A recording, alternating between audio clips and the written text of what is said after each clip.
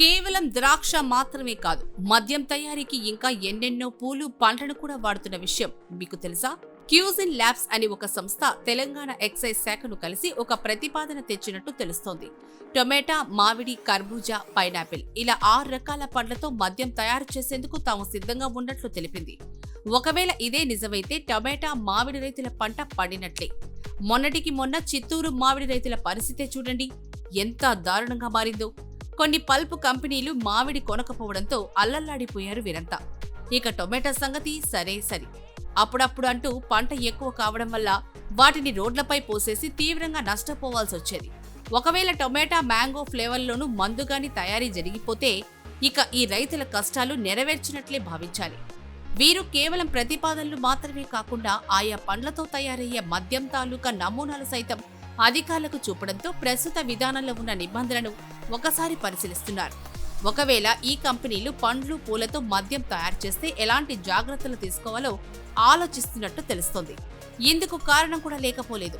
ఇటీవల కేరళలో KSRTC bus డ్రైవర్లు మగ్గిన పనస తొనలు తిన్నారు. తనిఖీల్లో భాగంగా పోలీసులు బ్రీత్ అనలైజర్తో పరిశీలిస్తే మద్యం తాగినట్లు చూపించింది. తాము మద్యం తాగలేదని, పనస తొనలే తిన్నామని వారు ఎంత చెప్పినా వినిపించుకోలేదు. ఇలా కాదని చెప్పి పోలీసులు మరొకరికి కూడా పనస తొనలు తినిపించి పరిశీలించారు. ఆ వ్యక్తికి కూడా మద్యం తాగినట్లు పాజిటివ్ వచ్చింది. ఇందుకు కారణం మగ్గిపోయిన పనస పండులో సహజసిద్ధంగా ఫెర్మెంటైన్ చక్కెరలు ఉండడమేనంటూ గుర్తించారు. ఇప్పుడు పనస పళ్లతో మద్యం తయారు చేశారనుకోండి, పనస తొనలు తిన్నట్లు వాసన వస్తుంది, మద్యం తాగినట్లు పాజిటివ్ చూపిస్తుంది. అప్పుడు అతను పనస తొనలే తిన్నానని అంటే పోలీసులేం చేయాలి? ఇదో పెద్ద క్వశ్చన్ మార్క్ అయి కూర్చుంది. ఇలాంటి సమస్యల పరిష్కారం దిశగా అధికారులు తీవ్రంగా కసరత్తు చేస్తున్నట్టు తెలుస్తోంది. పూల ఆధారిత మద్యం తయారీకి అంతర్జాతీయ మార్కెట్లు ఆదరణ పెరుగుతున్నట్టు తెలుస్తోంది. స్కాట్లాండ్, ఎస్తోనియా, దక్షిణాఫ్రికా, స్పెయిన్ తదితర దేశాల్లో పూలతో తయారు చేసిన మద్యం బ్రాండ్లు అడుగడుగునా దర్శనమిస్తాయి. ఏంటి, పూలతో అత్తరు చేయడం మాత్రమే కాకుండా మత్తకిచ్చి మద్యం చేయడం కూడానా అన్న కోణంలో ముక్కున వేలేసుకుంటున్నారు ఈ విషయం తెలిసిన వారు. యూరప్ దేశాల్లో పూల మద్యం అమ్మకాలు క్రమేణా పెరుగుతున్నాయట. ఫ్లోరల్ జిన్ కి ప్రత్యేకంగా బార్లు పెరుగుతున్నాయట. ఎస్తోనియాలో క్రాఫ్టర్ అరోమాటిక్ ఫ్లవర్ జిన్ అనే సంస్థ గులాబీ, లావెండర్, ఎల్డర్ ఫ్లవర్ నుంచి జిన్ తయారు చేసి 20 దేశాలకు ఎగుమతి చేస్తోందట. ఇక స్పెయిన్ కు చెందిన ఓ కంపెనీ పూలతో తయారైన జిన్ను 13 దేశాలకు ఎగుమతి చేస్తుండగా ఫిన్లాండ్, స్కాట్లాండ్ లో పూల జిన్ కు ప్రాధాన్యం పెరుగుతోందట. స్కాట్లాండ్ కు చెందిన ద బొటానిస్ట్ సంస్థ స్థానికంగా సేకరించే పూల చెట్టు బెరడు, సుగంధ ద్రవ్యాలు, విత్తనాల నుంచి 22 రకాల జిన్ను తయారు చేస్తోందట. జపాన్లో చెర్రీ బ్లోజమ్ జిన్ ప్రత్యేక ఆకర్షణగా ఉంటోంది. ఇటలీలో హైబిస్కస్ అంటే మందార, ఆరెంజ్ జిన్ కు ఎక్కువ ఆదరణ ఉంటోందట. పూలు, పండ్లు, కూరగాయలు రైతులకు ఈ కొత్త తరహా మద్యం కొత్త మార్కెట్ అవకాశాలను కల్పించనుందని అంచనా. పూల తోటల్లో నష్టాలు మూటకట్టుకునే రైతులకు మద్యం కంపెనీలు కొత్త ఆదాయ వనరుగా మారే అవకాశం ఉన్నట్లు కనిపిస్తోంది. తెలుగు రాష్ట్రాల్లో టొమాటో, మామిడి వంటి పండ్లు, పూల దిగుబడి అధికంగా ఉన్నందున వీటి ఆధారంగా తయారు చేసే మద్యం పరిశ్రమలు వస్తే రైతులకు మంచి లాభాలొచ్చే ఛాన్సులు ఎక్కువ అవుతాయి.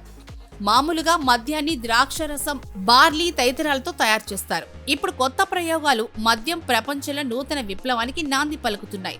పూలతో జిన్, పండ్లతో లిక్కర్ తయారు చేసేందుకు పరిశ్రమలు పోటీ పడుతున్నాయి. ఇప్పటి వరకు మందు కొడితే మద్యం వాసన వచ్చేది, కానీ ఇక నుంచి మద్యం తాగినా సదరు పూలు, పండ్ల వాసనే మత్తెక్కించనుంది.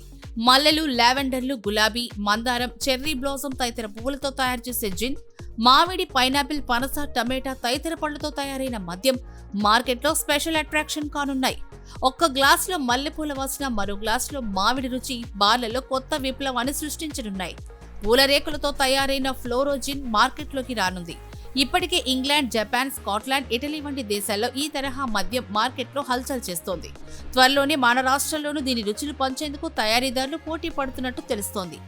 కగర్ రిపోర్ట్ ప్రకారం పండ్లు, పూలతో తయారు చేసిన లిక్కర్ మార్కెట్లో 2023లోనే $3.4 బిలియన్ అంటే 30,000 కోట్లు ఉండగా 2032 నాటికి ఇది $5.8 బిలియన్ అంటే 50,000 కోట్లకు పెరుగుతుందని అంచనాలున్నాయి. ఇప్పుడున్న మద్యం బ్రాండ్ల స్థానంలో భవిష్యత్తులో పూలు, పండ్లు, కూరగాయలతో తయారయ్యే మద్యం అమ్మకాలు 5-6% అదనంగా పెరుగుతాయని కగర్ తన నివేదికలో పేర్కొంది. మామిడి, పైనాపిల్, పుచ్చకాయ, పనస, టొమాటో, బీట్రూట్, క్యారెట్ తదితరాలతో తయారవుతున్న లిక్కర్కు మార్కెట్లో ఆదరణ పెరుగుతోందట. స్పెయిన్, ఇటలీ వంటి దేశాల్లో టొమాటో, వోడ్కా విక్రయాలు ఎక్కువగా ఉన్నాయి.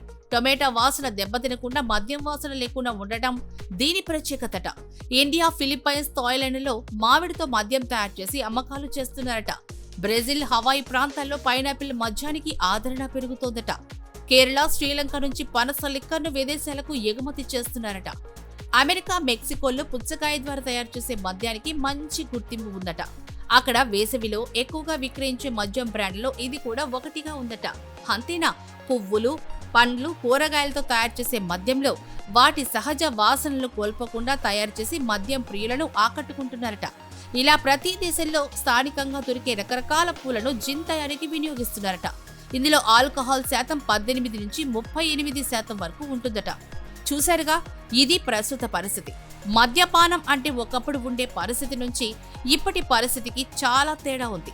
గతంలో ఎన్నో మద్యపాన నిషేధ ఉద్యమాలు జరిగాయి. ఇదే ఇప్పుడు మద్యపానానికి సామాజిక ఆమోదం లభించింది.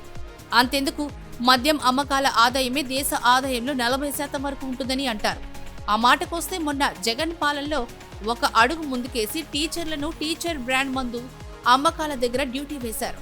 అదేమంటే ఆ మద్యం పనుల ద్వారానే మీకు జీతాలు ఇస్తామని అన్నారు. వచ్చే రోజుల్లో ఇదే మద్యం పూలు, పండ్లతో తయారవుతున్నాయి కాబట్టి అవేం పెద్ద నేరం కాదని, అనారోగ్యం కాదని ఇంటిల్లపాది తాగేసి పడిపోతే పరిస్థితి ఏమిటి అన్న కామెంట్లు కూడా సోషల్ మీడియా గోడలపై అప్పుడే హల్చల్ చేసేస్తున్నాయి.